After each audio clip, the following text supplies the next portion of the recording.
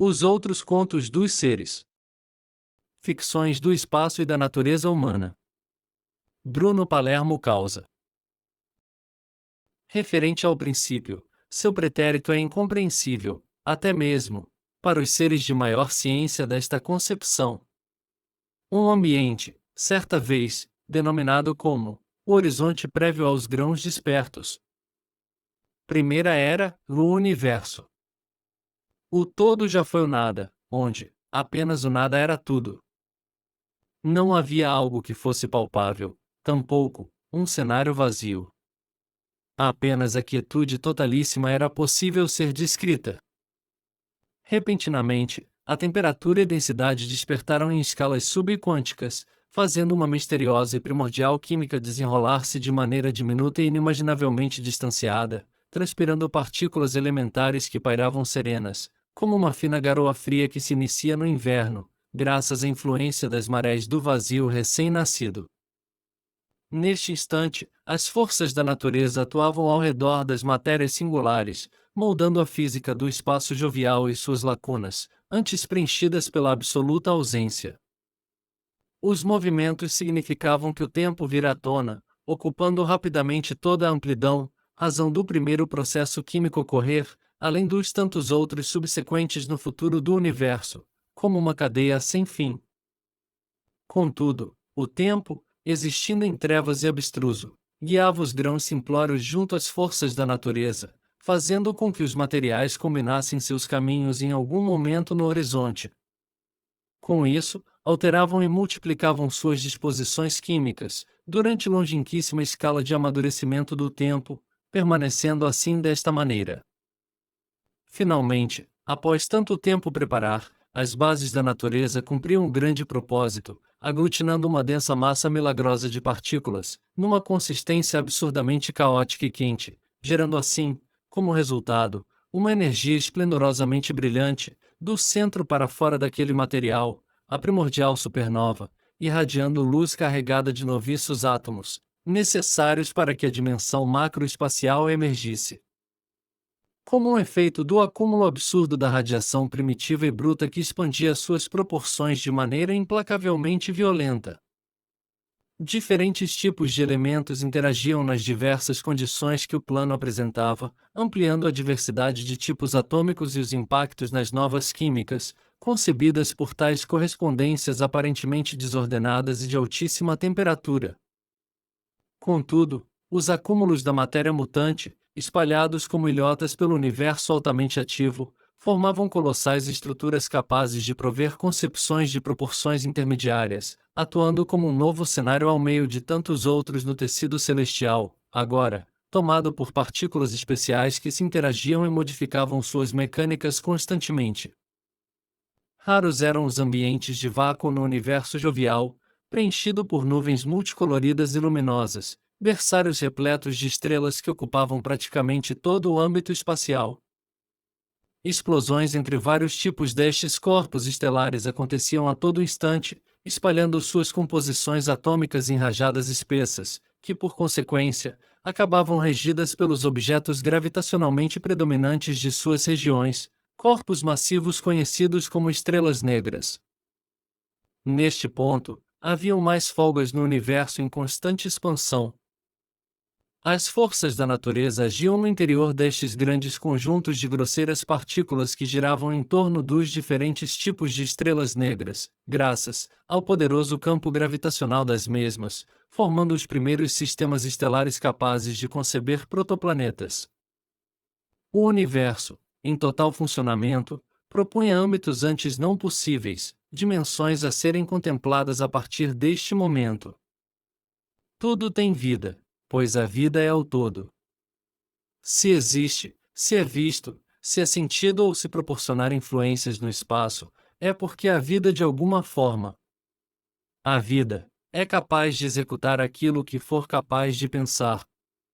Desde o início houve vida e antes dele também. Você é infinitamente maior do que certas formas de vida e igualmente, infinitamente menor do que outras. A vida foi concebida para se beneficiar, equilibrando o ambiente em que se encontrar, para tornar-se também cenário para outras compreensões. O sistema dará meios para que a vida se adapte junto de todo o jardim do ecossistema universal, pois a vida é o todo.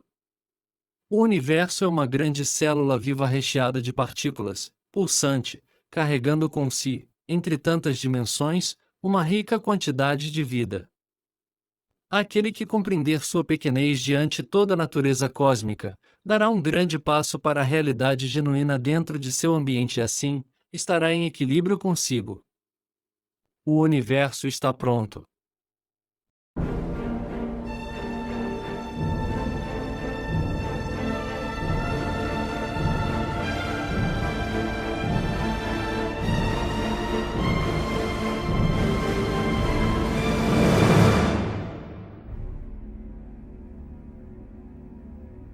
Segunda era, o mundo.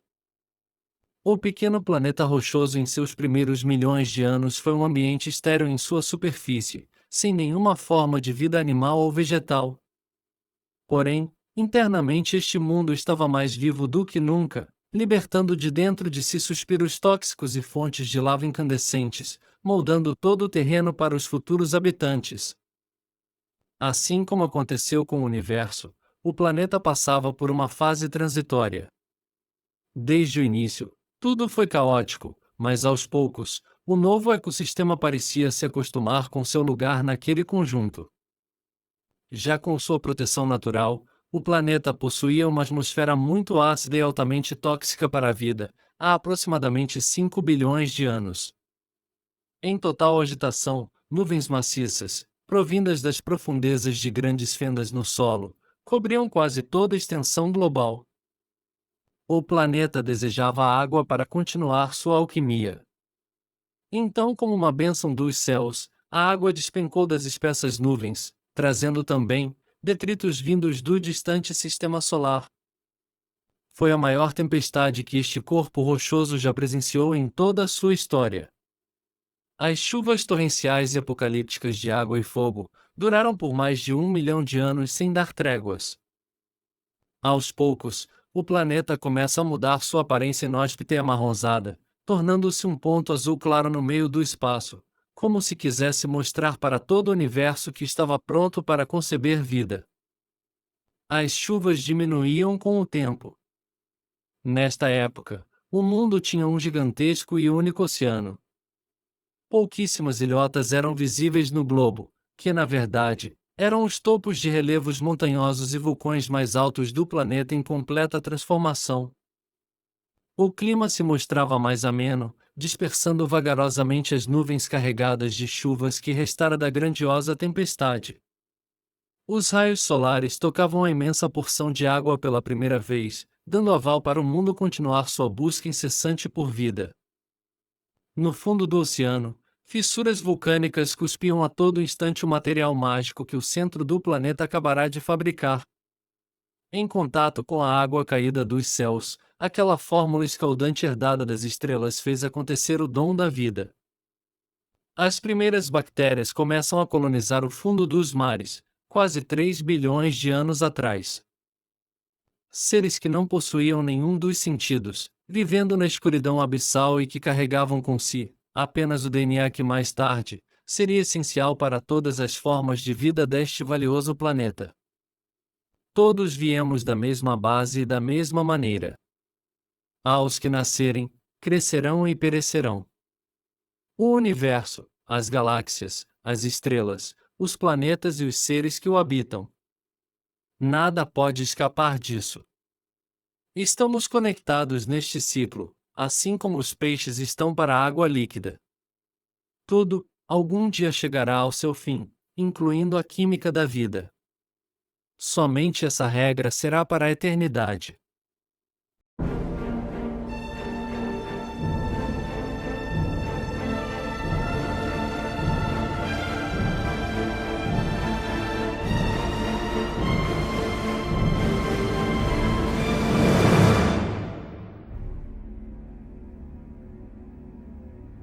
Terceira era, o ser.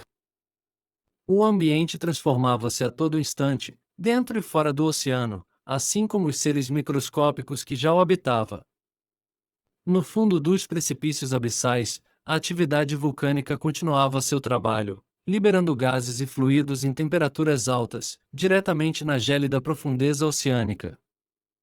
As primeiras formas de vida estavam cada vez mais se adaptando àquele ambiente hostil. Já havia muita diversidade em suas características. Dependendo das condições de onde estivesse no globo, a natureza moldava o ser de uma forma singular. Ao redor do planeta, na parte central, as bactérias que lá habitavam procuravam a luz do sol, emergindo quilômetros do fundo do mar para chegarem até as águas mais quentes, onde os raios ultravioletas podiam chegar. Demorou milhões de anos até aprenderem a se alimentar através da energia solar. Deste modo, estes seres vieram a evoluir para as primeiras formas de vida vegetal, um tipo singelo de fitoplâncton. Já acima do nível do mar, o clima ainda era bastante conturbado. Fortes ventos e atividades tectônicas criavam ondas gigantescas, que eventualmente explodiam nas poucas porções de terra que ousavam ficar fora da água. As grandes massas congeladas nos polos estavam sendo formadas sob climas extremos, fazendo com que, ao passar do tempo, a água que cobria todo o planeta fosse regredindo vagarosamente, deixando cada vez mais a Terra à vista ao intemperismo climático. As algas microscópicas que já navegavam pelas correntes oceânicas começam a tocar os litorais em formação, criando uma camada de lodo e musgo que contornava as porções de terra. Estas antigas formas de vida vegetal se adaptaram rapidamente às margens da terra firme, incluindo timidamente a cor verde na paisagem em formação dos litorais. Foi o primeiro passo para a vida fora do oceano. Aqueles seres que se alimentavam da energia estelar também tinham um papel fundamental para a formação do planeta, por isso foram concebidos. Desde a época que povoavam somente os mares, estes seres vegetais já exalavam o gás que seria essencial para a futura vida animal no planeta, funcionando como um pulmão de nosso ecossistema. Ao longo de muitíssimos anos, a água regrediu drasticamente por conta da formação total dos polos, deixando pelo caminho muitas camadas de solo e rochas à mostra no meio da imensidão azul do oceano. Assim, ocorria a primeira formação de um grande continente do mundo, alterando suas proporções e formas frequentemente. O tempo passou como de costume e o manto verde presente na maioria das margens expostas avançava a terra adentro. Era uma imensa colônia de vida, que cada vez mais brotava milagrosamente pela terra virgem, repleta de inúmeros tipos de minerais do planeta. Enquanto isso, nos polos, as nuvens da primeira grande chuva ainda se concentravam por lá. Era um clima seco, acinzentado e estéril entre as altas montanhas congeladas. Pouquíssima luz solar conseguia penetrar daquelas nuvens espessas. Tanto o Polo Norte como o Polo Sul, já com suas temperaturas médias abaixo dos 50 graus negativos, exerciam suas funções de termômetros da natureza, resfriando a atmosfera e equilibrando o nível marítimo. Relâmpagos bombardeavam a todo instante aquele ecossistema congelante, sendo estranhamente incomum a frequência com que as nuvens formavam esta energia. Abaixo das densas calotas congeladas, ainda existia um oceano líquido corrente. Ali, muitas formas de vida se adaptaram, mesmo com a ausência total de luz solar. Ainda seres microscópicos e com características primárias, formavam muitas colônias no solo, próximos às grandes fontes termais no fundo do oceano. Conseguiam se alimentar uns dos outros utilizando a arcaica lei que só os mais fortes sobrevivem. Se reproduziam de uma maneira distinta e, consequentemente, evoluíam com o passar do tempo, adquirindo cada vez mais características que os beneficiavam naquele ambiente de trevas. Os constantes raios que atingiam a calota polar duraram por mais de 300 mil anos, castigando o solo e penetrando profundamente, muitas vezes chegando até a água líquida. Como ocorria em cada canto do universo, a energia elétrica influenciava os seres unicelulares, formando deste modo, vida macroscópica de tamanhos e formas desiguais. A vida animal nascia neste ponto. Seres pequeninos e com características distintas, povoavam os mares dos polos há mais de 2 bilhões de anos atrás. A biodiversidade será impressionante por conta das forças da natureza e as diversas condições ao redor da esfera azul. Será uma verdadeira joia espacial ao meio do cosmos, ocupando um lugar privilegiado no espaço, onde inúmeras formas de vida possam coexistir.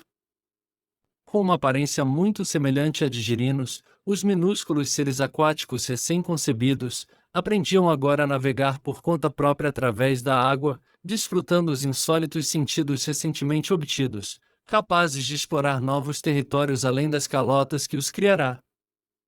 Longe dali, a vida vegetal próspera sem limites, cobrindo com um grosso manto verde de lodo e musgo quase que todo o território dos continentes em formação.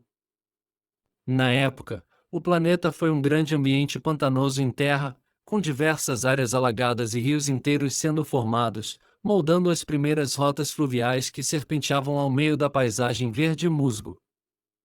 Este ser vegetal primitivo modificava os compostos do solo virgem, enriquecendo-o com diversos nutrientes diferentes, fertilizando a superfície por onde tocava. O planeta possuía a maior taxa de oxigênio de sua história. O vegetal havia exalado níveis impressionantes deste gás para que começasse um novo processo evolutivo em toda a cadeia. Enormes caules surgiam na imensidão das planícies verdes e não demorou muito para que as primeiras espécies de flores surgissem. O ecossistema começa a ganhar cores distintas. Em cada continente, nascia um tipo diferente de espécie, moldada conforme o ambiente que vivesse. Ao norte do planeta, um tipo exótico de vegetal possuía a aparência de grandes trombetas, onde o vermelho e amarelo predominavam nos campos do hemisfério. Pelo altíssimo índice de oxigênio, aquelas flores cresciam exageradamente, chegando algumas a medir 10 metros de altura. Já no hemisfério sul, os continentes pantanosos, agora, possuíam uma espécie antiga de Vitória Régia, grandiosas e absolutas, reinando nos lindíssimos afluentes onde povoavam. Nas regiões mais elevadas do continente, uma espécie peculiar de vegetal havia sido formada lá, possuindo o que pareciam ser grandes tentáculos verdes. Esta notável planta surge nas colinas úmidas de altitude. Se passaram 50 mil anos desde a aparição das recém-formadas espécies vegetais, e agora, estes seres prosperam em seus respectivos ambientes. As flores, com a ajuda das fortes correntes de vento, haviam polinizado novos terrenos, fazendo com que a natureza configurasse outros tipos de seres. As primeiras espécies de árvores nascem inicialmente no hemisfério norte, há 1,5 bilhão de anos atrás. Pouco tempo depois, o hemisfério sul criava seus próprios gigantes vegetais. A vida chegava cada vez mais longe em terra. As estações do ano também já eram bem coordenadas. Naquela época, os polos eram maiores do que os atuais, fazendo com que o verão e o inverno fossem mais intensos. Era pontual a mudança climática no planeta, duravam 6 meses o período mais quente e úmido e igualmente, o mais frio e seco. Uma imensa porção de terra estava exposta já há muitos anos e tinha um clima bastante quente, pois a linha do equador do planeta passava bem acima de toda a sua extensão, 90% de seu território era composto de grandes pântanos. Este primitivo continente pode ser chamado de Teuр. Neste local, alguns dos seres aquáticos, gerados primeiramente nos polos, chegam aos bandos nas águas mais rasas das praias, e começam a se reproduzir ali. Há 900 milhões de anos atrás, os animais que habitavam os litorais de Teur já poderiam ser classificados entre peixes e anfíbios, vertebrados e invertebrados. Eram animais primitivos e com muitas diferenças entre si, onde as espécies se reproduziam e se adaptavam a todo instante, buscando sempre a supremacia do ambiente. Muitas das novas espécies ganharam o dom de apreciar a luz, adquirindo sua nova fonte sensorial para observar o mundo, os olhos. Agora, aqueles animais poderiam fazer as escolhas de suas preferências e de novos ambientes mais facilmente, seguindo os caminhos que melhor os adequavam. Dividindo o mesmo ecossistema com algas microscópicas, alguns daqueles seres aceitaram seus instintos de se alimentarem dos vegetais aquáticos.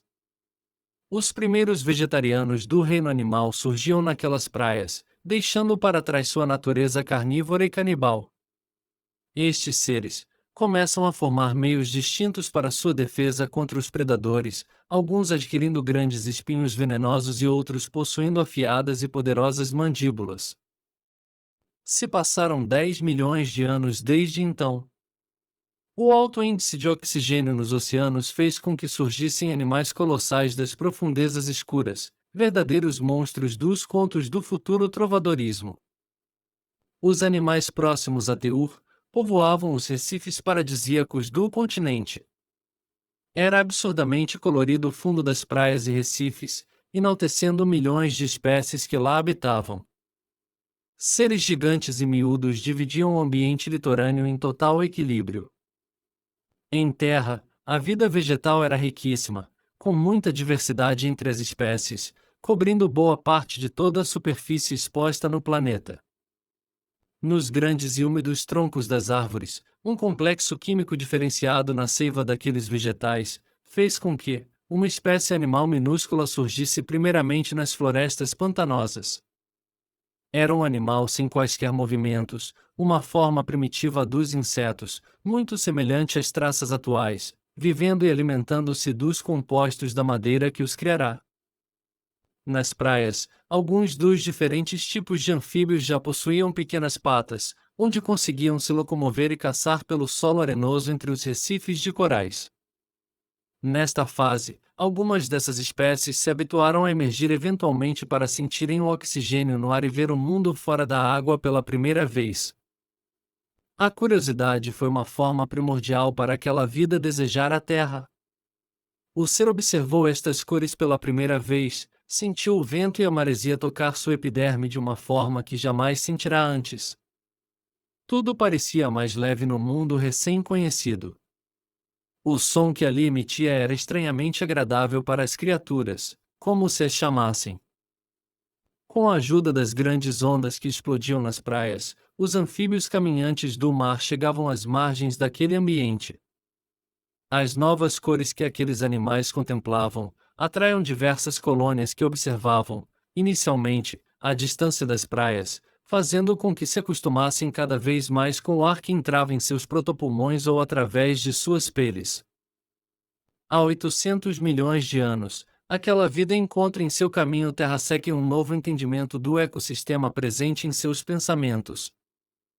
Feliz está o universo por este acontecimento. Sua joia planetária criou uma forma de vida capaz de observá-lo e compreende-lo, mesmo que vagarosamente na concepção do tempo dos humanos.